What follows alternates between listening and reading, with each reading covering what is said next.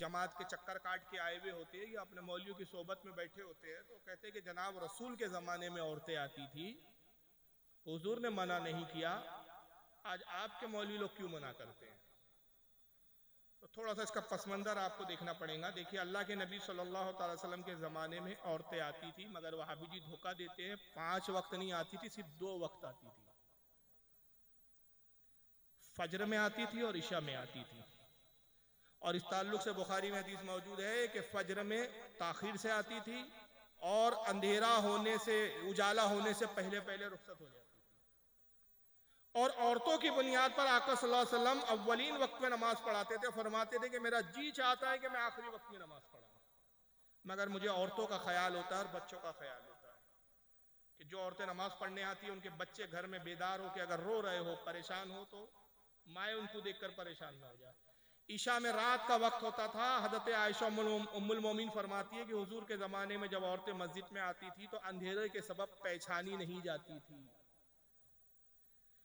फिर दूसरा ये कि जो औरतें आती थी वो ज़ईफ़ा और बूढ़ी बूढ़ी औरतें आती थी, जवान औरतें भी नहीं आती थी। हुजूर के ज़माने में इस्लाम किल्लत में था। उस वक्त जब हुजूर ने इजाज़त दी थी तो हुजूर ने उसकी रुख्सत दी थी, मना नहीं फरमाया। मगर जब इस्लाम बहुत फैल गया हज़रत उमर के ज़माने तक और औरतें कसरत से मस्जिद में आने लगी, तो कुछ मुनाफिकीन भी मस्जिद में जो आते थे वो औरतों के साथ नाजेबा हरकत करते थे, ताका झाकी करते थे, तजस्सुस में रहते थे, भाई ये कौन खातून है, कैसी दिखती है, हालांकि वो हिजाब में होती, बुरक़े में होती। हज़रत उमर ने जब ये चीज़ों को मुलाहिज़ा फरमाया तो एक दिन सहाबा को बुलाया और कहा कि क्या तुम देख नहीं रहे औरतों का क्या हाल हो गया है? तो मेरी राय है कि औरतों को मस्जिद में आने से मैं रोक दूं। तमाम सहाबा ने इस पर इत्तेफाक कर लिया। माशाअल्लाह। इस पर सहाबा का क्या हो गया? इजमा।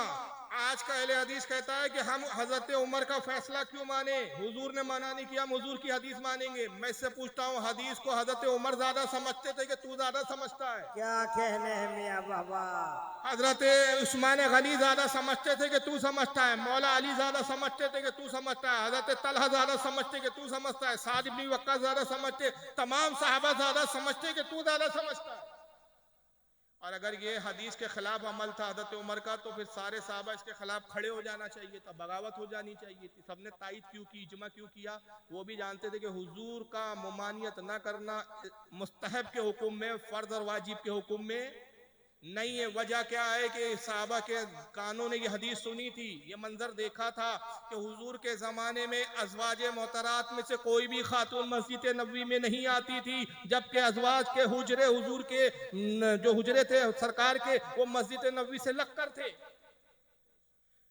मैं दुनिया वहाबियत को चैलेंज कर रहा हूं। तुम कहते हो कि औरतों को मस्जिद में आने देना चाहिए, तो सिर्फ एक बात बता दो कि तमाम खवातीन में सबसे अफजल तरीन खातून कौन है? बोलिए यार, डरो मत, गलत होगा जवाब। और क्या?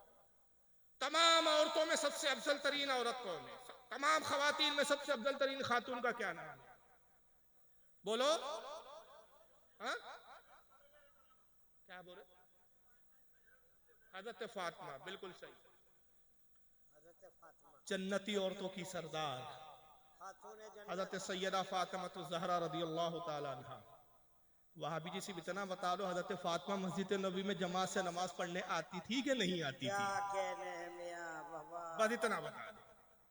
खुदा की कसम, सैयदा कभी भी जमात से नमाज पढ़ने नहीं आई। इतनी बापर्दा थी, इतनी बापर्दा थी कि मौला अली कहते हैं, खुदा की कसम मैंने बिन्ते रसूल से ज्यादा बापर्दा किसी औरत को पाया ही नहीं कि खुले आसमान में भी सैयदा के बालों को नहीं देखा। मर तो छोड़िए, आसमान ने बालों को नहीं देखा, वो कभी नहीं आई।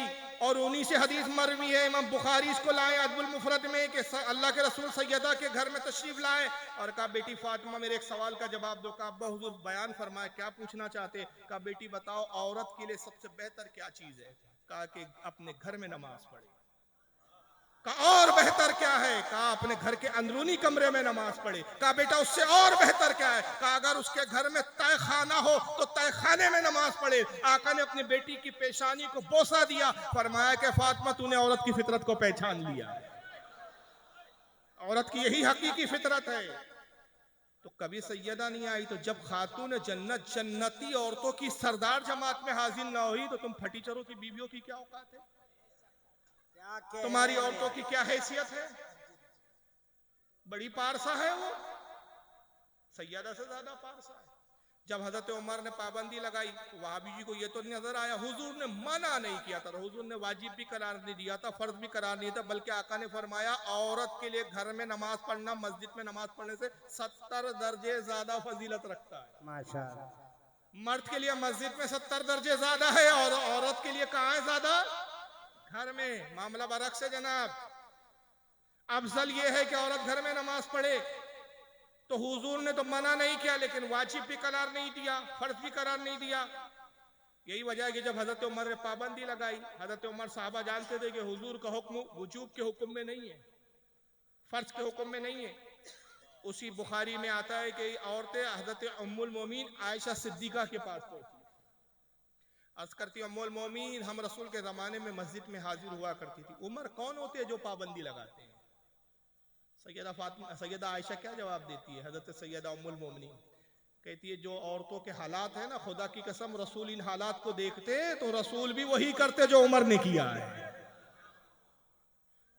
और तुम वैसे ही रोक दी जाती जैसे कौमे बनी इसराइल की औरतों को भी इबादत खानों से रोक दिया गया। मुझे बताओ, मिजाजे नबुवत को उम्मुल मोमिन से ज्यादा बेहतर कौन समझ सकता है? ये रिवायतें वाजे करती है, ये सारी हदीसें हमारे अइम्मा के पेश नज़र है। इस बुनियाद पर हमारे उलमा इजाज़त नहीं देते कि औरतें मस्जिद में आए। और आला हज़रत ने एक बड़ी काम की बात बोली है जो आपके जहन और फिक्र में बैठ जाएंगे। आलत का एक मुस्तकिल रिसाला है, जमलुन नूर ली नहीं अन्निसाई ज़ियारतुल क़ुबूर। हालांकि कब्रों की ज़ियारत पर, लेकिन मस्जिद की हाजिरी पर आला हज़रत ने कयास करके औरतों को कब्रों पे जाने से मना किया है। उसमें आला एक सवाल करते हैं, और वही सवाल मैं आपके सामने रख रहा हूँ। आलत कहते हैं, लोगों बताओ उस जमाने में सालिहात ज्यादा थी, यानी नेक औरतें ज्यादा थी, कि आज नेक औरतें ज्यादा है? बोलिए भाई। उस जमाने में फासिका ज्यादा थी, फासिकात ज्यादा थी, कि इस जमाने में ज्यादा है? इस जमाने में ज्यादा फासिकात औरतें, फासिका औरतें ज्यादा है। उस जमाने में अगर एक फासिका औरत होती थी, इस जमाने में हजारों है। उस जमाने में हजारों सालेहात थी, इस जमाने में गिनती की सालेहात है। जब खैर के जमाने में सहाबा ने ममानियत कर दी, तो इस फितने के जमाने में कैसे इजाजत दी जाएगी? वो वीडियो मुझे ढूंढना पड़ेगा। जर्जी साहब ने इसका अकल का जवाब दिया। इनके पास सारी अकलें, रिवायतें नहीं है। मैं भी रिवायतें सुना रहा हूँ, हजरत आयशा की हदीस सुना रहा हूँ, बुखारी की है, सैयदा फातिमा की हदीस सुना रहा हूँ। अब ये मुल्ला जी अकल दौड़ाते हैं। तो जर्जिस कहता है, भाई वो बंगाल में जो है ना, ये आपके बंगाली का मजाक उड़ाया उसने वीडियो में। कहता है बंगाल में औरतें खेतों में लैट्रिन करने जाती है। क्यों मुल्ला जी, औरतें खेतों में जा सकती है? हाँ जी जी, पर्दे के साथ जा सकती है। बाजार में जाती है, जा सकती है? हाँ जी जी, पर्दे के साथ जा सकती है। जब डॉक्टर को दिखाने जा सकती है? हाँ जी जी, पर्दे के साथ डॉक्टर को दिखाने भी जा सकती है। सारा जुर्म मस्जिद का है। खेतों में हगने जा सकती है, डॉक्टर के पास जा सकती है, बाजारों में घूम सकती है, लेकिन जैसी मस्जिद की हाजिरी का बोलो, नहीं नहीं मना है, फितने का जमाना है। उस जाहिल को यह अकल नहीं है कि डॉक्टर के पास जाती है तो उज़्र है, जरूरत है, जरूरत के तहत शरीयत रुखसत देती है। बंगाल में वो इलाके, हालांकि इसकी इजाजत नहीं है, करना नहीं चाहिए, हमारे उलमा इस पर राजी नहीं है। उन लोगों ने जिनकी औरतें खेतों में जाती है, उन्होंने अपने घर में लेटरिन बनाना चाहिए। मोदी से गए बीते लोग हम नहीं है कि अब वो हमें बताएगा पाकी और सफाई क्या है। सच अभियान वो चलाएगा, अब सच अभियान हमें चलाना चाहिए। अत्तहुर शत्रुल ईमान है हमारे यहाँ, पाकिज़गी आधा ईमान है हमारे। उन्होंने बहरहाल लेटरिन बनाना चाहिए। अगर बेलफर्ज जाती है कहीं औरतें, मुझे नहीं मालूम, जरूरत के तहत जाती है, बाजार जाती है, जरूरत के तहत जाती है, सवाब समझ के नहीं जाती। कोई पाखाना करने जाता है तो सवाब की नीयत से जाता है क्या? बोलो। लेकिन जब मस्जिद जाएंगी तो किस नीयत से जाएंगी? सवाब की नीयत से। और अगर खुलेआम हर मस्जिद में औरतों को इजाजत दी जाए ना इस फितने के जमाने में, तो उसका नतीजा क्या होगा बताओ? मैंने फिर जर्जिस को जवाब दिया एक वीडियो में, तलाश करना, नेट पे मिल जाएगा। उसी की लैंग्वेज, जिस लैंग्वेज में बहुत बदतमीजी के साथ उसने बोला है, मैंने उसी लबो लहजे में जवाब दिया। मैंने कहा जर्जी साहब, अगर इजाजत खुलेआम दे दी जाए ना, तो ऐसा होगा कि आपकी साहबजादी निकलेंगी, अब्बा हुजूर नमाज पढ़ने जा रही हूँ, और यार को फोन करेंगी फला मस्जिद में मिल जाना। मस्जिद में लफड़े सेट होने शुरू हो जाएंगे। जर्जी साहब की बीवी मस्जिद में जाएंगी, 5 वक्त जाएंगी। अब मौलाना लोग देखेंगे हैं जर्जी साहब की बेगम आ रही है, माशाल्लाह आ रही है, अचानक 5 दिन गायब हो गई। समझो यार, क्या खोल के बताऊं, क्या इशारा भी तो समझो। जर्जी साहब बेगम नहीं आ रही है, जी जी परेशानी में है कुछ, अच्छा अच्छा हैज आ गया है, छुपे हुए राज औरतों के सरेआम होने लगेंगे। और नतीजा क्या हुआ देखिए, एक उसूल है, उंगली दोगे कौम पोचा पकड़ेंगे, कलाई पकड़ेंगे, वही हुआ। मैंने वीडियो दिखाया उसमें, अमेरिका में एक खातून उठी, फिर इंडिया में एक खातून उठी, उसके बाद ये आपके चेन्नई में खातून उठी। 3 या 4 वीडियो उसके अंदर है जिसमें औरत नमाज पढ़ा रही है, मर्द उसके पीछे नमाज पढ़ रहे हैं। और उन औरतों से इंटरव्यू लिए गए, तो इंटरव्यू में वो औरतें कहती है कि भाई जब औरत मस्जिद आ सकती है, औरत को अगर मसाइल मालूम हो, इस्लाम ने बराबरी का हक दिया है, तो अगर कोई औरत नमाज पढ़ाना जानती है, इल्म रखती है, तो नमाज भी पढ़ा सकती है, क्यों नहीं पढ़ा सकती है। और इस पर बीजेपी वालों ने भी बीच में एक मुहिम छेड़ी थी कि भाई औरतों को मस्जिद में आने की परमिशन मिलना चाहिए, औरतों को भी जो है इमामत वगैरह का मकाम मिलना चाहिए। मैंने इसके जवाब में कहा कि भाई साहब, सबसे पहले आप ये बताइए, शंकराचार्य का ओहदा आज तक आपने किसी औरत को दिया हो तो बताओ। किसी क्रिश्चियन ने आज तक बिशप का ओहदा किसी औरत को दिया है तो बताओ। बौद्धिस्टों ने बिच्छू का ओहदा, कोई बड़ी बिच्छू का कोई ओहदा जो उनका सबसे बड़ा होता है, किसी औरत को दिया हो तो दिखाओ। जब तुम्हारे धर्मों में औरतों को वो मकाम नहीं दिया गया, तो सारे जो है आसानी हमारे इस्लाम के बारे में तुमको सोचती है।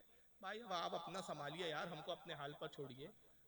हमारे मजहब को हम खूब समझते हैं, और हमारे मजहब को कैसे चलाना है, कैसे दिन जो है लोगों को तालीम देना है, ये हमारे उलमा का काम है, आपका काम नहीं है। लेकिन बहरहाल वो औरत नमाज पढ़ा रही है, बड़ा वबीला हुआ, उसका इंटरव्यू आए, बड़ा माहौल चला, डिबेट हुए उस वक्त भी पर भाई का बाकायदा, भाई औरत पढ़ा रही है तो क्या बुराई है, इस्लाम औरत को दबाना चाहता है, ये करना चाहता है, सारी आज़ादी मुसलमान औरतों को ही नजर आ रही है इनको।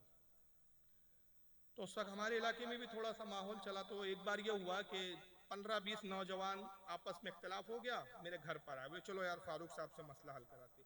तो उसमें कुछ मॉडर्न नौजवान थे, वो मॉडर्न नौजवान कह रहे थे यार सही तो बात है, अगर नमाज पढ़ाना आता है तो पढ़ा दे तो क्या हर्ज है। और आधे नौजवान कह रहे थे नहीं नहीं यार, आज तक तो ऐसा हुआ नहीं। जब ये लोग मेरे पास आए तो सब मॉडर्न कॉलेज पढ़ने वाले नौजवान थे। मैंने एक शॉर्टकट जवाब दिया, मैंने कहा वो मतलब कितने वक्त की नमाज पढ़ा रही है। बोले रोज पढ़ा रही है 2 या 3 वक्त की। मैंने कहा 5-6 दिन का गैप आ जाएगा बीच में।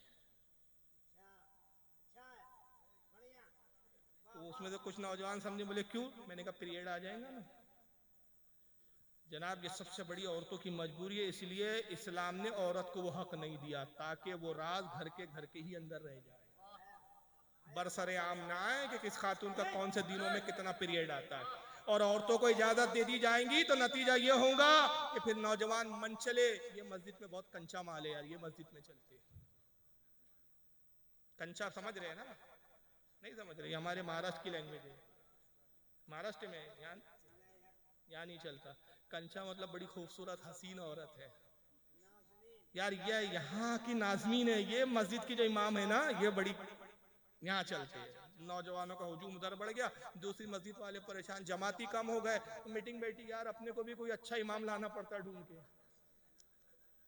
अब नमाज हो गई साहब, अब ये कंपटीशन चल रहा है, ब्यूटी पार्लर का शो चल रहा है। फिर उधर वो मस्जिद वालों ने पुराने इमाम को निकाला, कुछ और अच्छे वाली खूबसूरत हसीन नाज़मीन लेकर आए। तो अब नौजवान भी शायद नियत ऐसे करेंगे, नियत की 2 रकात नमाज फज्र पीछे इस हसीना के, मजाक बन जाएंगी इबादत। भाई इतनी पाबंदियां हैं तो गैरों के साथ भाग रही है, इतनी पाबंदियों के साथ गैरों के साथ भाग रही है। अब इबादत खानों को भी इबादत खाने की तरह रखने देते या उसको भी नुमाइश का अड्डा बनाना चाहते हो। तो बहरहाल इस बुनियाद पर इजाजत नहीं दी जा सकती। अकली दलाइल भी है और नकली दलाइल भी है। दूसरा सवाल ये पूछा गया है कि दीन में हर नया काम बिदअत है और हर बिदअत गुमराही है, इसकी वजाहत फरमा दे। बहुत सारी वजाहत तो मेरी तकरीर में आ गई कि हर काम नया बिदअत नहीं है। अगर हर काम नया बिदअत होता, मैंने बिदअत की तारीफ बताई कि बिदअत वो जो सुन्नत को मिटाए, बिदअत वो नहीं जो रसूल ने और साहबा ने ना किया हो, वरना मदारिस ये भी बिदअत हो जाते। मस्जिदों के जो मीनारे बनाए जाते हैं ये बिदअत हो जाता। मस्जिद को पक्का बनाना बिदअत है, बल्कि इसके बारे में तो सुनाने अबू दाऊद की किताबुल मस्जिद की पहली हदीस है। आका ने फरमाया यकीनन तुम यहूद नसारा के नक्शे कदम पर चलोगे। उन्होंने अपने इबादत खानों को हसीन और खूबसूरत मुज़य्यन किया, आराइश की, उसमें खूबसूरत बनाया, तुम भी अपनी मस्जिदों को वैसी बनाओगे। यहूद नसारा से तशबीह दी, अगर आज कौन सी मस्जिद है जो खूबसूरत नहीं बन रही, तो इससे भी मना किया गया। गुस्ल काबा भी बिदअत है, रसूलुल्लाह के ज़माने में कभी काबे को गुस्ल नहीं दिया गया। खाने काबा पर जो गिलाफ चढ़ाया जाता है और उस पे जो सोने के तारों से आयतों का काम होता है ये भी बिदअत है। नबी के ज़माने में गिलाफ काबा पे कभी सोने का काम नहीं किया गया।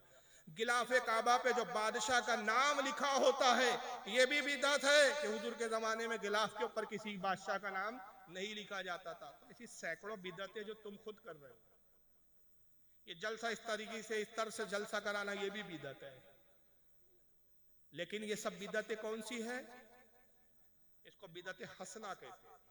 उलमा कहते हैं बिदअत की दो किस्में होती है, एक वो जो बुरी होती है जो सुन्नत से टकराए, एक वो कि काम अच्छा हो अगरचे साहबा ने और रसूल ने नहीं किया मगर काम अच्छा है वो करे तो उस पर सवाब है। और सही मुस्लिम की हदीस से आका फरमाते जिसने कोई अच्छी चीज ईजाद की, किसी ने अच्छी चीज ईजाद की तो उस पर जितने लोग अमल करे सबको सवाब, और उन सबके सवाब का मुकम्मल और अकमल और कामिल सवाब उस शख्स को जिसने उस बिदअत को ईजाद किया।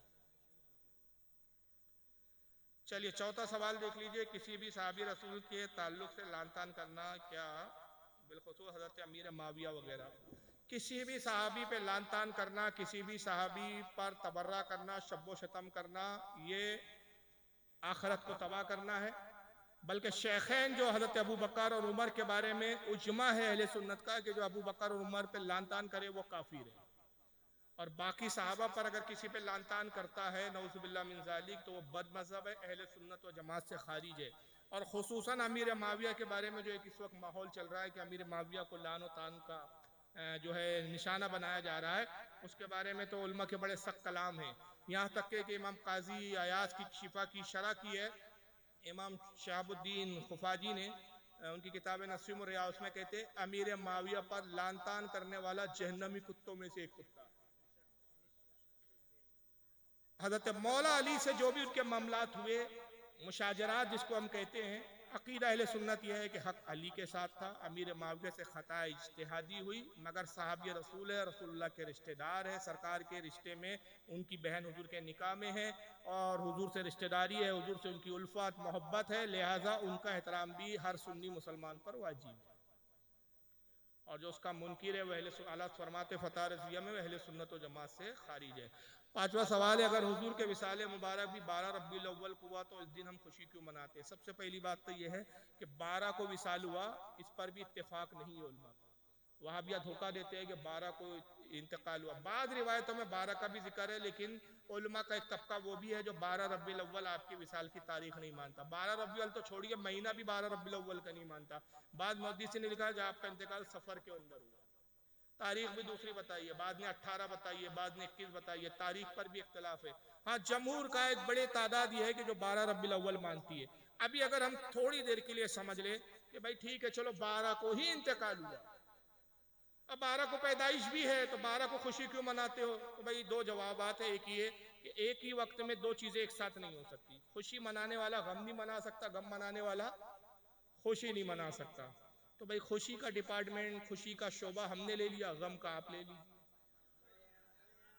हम जश्न मनाएं तुम मातम कर लें, तुम उस दिन मातम की मजलिस करें, शियाओं की तरह काले कपड़े पहन लें, सीने ठोके कि आज नबी चले गए। इन बदबख्तों को इतना भी नहीं मालूम कि आका की ही हदीस है, सही बुखारी की हदीस है, हुजूर फरमाते वो हम में से नहीं जो अपने मरने वाले पर 3 दिन से ज्यादा गम मनाए, सिवाय उस औरत के जिसका शोहर इंतकाल कर जाए, 4 महीने 10 दिन की इद्दत के गम के गुजारे, 4 महीने 10 दिन के बाद उस औरत को भी इजाजत नहीं कि वो गम मनाए। तो 4 महीने और 10 दिन से ज्यादा औरत को इजाजत नहीं। ये कौन सी बेवाएं हैं भाई, 14 साल तक अब तक गम में बैठी है, इनका गम ही नहीं खत्म हो रहा है 14 साल के अंदर। और ये दूसरा जवाब तो ये है, ये तो खैर एक इल्मी जवाब था, अब एक उर्फी जवाब सुन लीजिए। गम वो मनाए जिसके अकीदे के मुताबिक नबी मर चुके हो, हमारे आका जिंदा है और गम जिंदों का नहीं मनाया जाता। हमारा तो अकीदा यह है, तू जिंदा है वल्लाह, तू जिंदा है वल्लाह। मेरी चश्मे आलम से छुप जाने वाले फरियाद जो उम्मती करे हाले जार में, मुमकिन नहीं कि खैर बशर को खबर ना। तो आका जिंदा है। और बहरहाल छठा सवाल बहुत लंबा है, इसको मैं छोड़ रहा हूँ, फिर कभी इस पर इंशाअल्लाह बात होगी, क्योंकि मैं मुनासिब नहीं समझ रहा कि हमारे खतीब बहुत ज़्यादा इंतज़ार कर रहे हैं, या किसी बड़े खतीब को इतने देर इंतज़ार नहीं करवाना चाहिए। गैरुल्लाह से मदद मांगना कैसा है, इसका जवाब बड़ा लंबा हो जाएगा भाई। अल्लाह ताला आपको और हम सबको इस्तिकामत अता फरमाए, दीन की समझ अता फरमाए, बदअकीदों से बचाए। व मा अलैना इल्लल बलागुल मुबीन। अस्सलामु अलैकुम।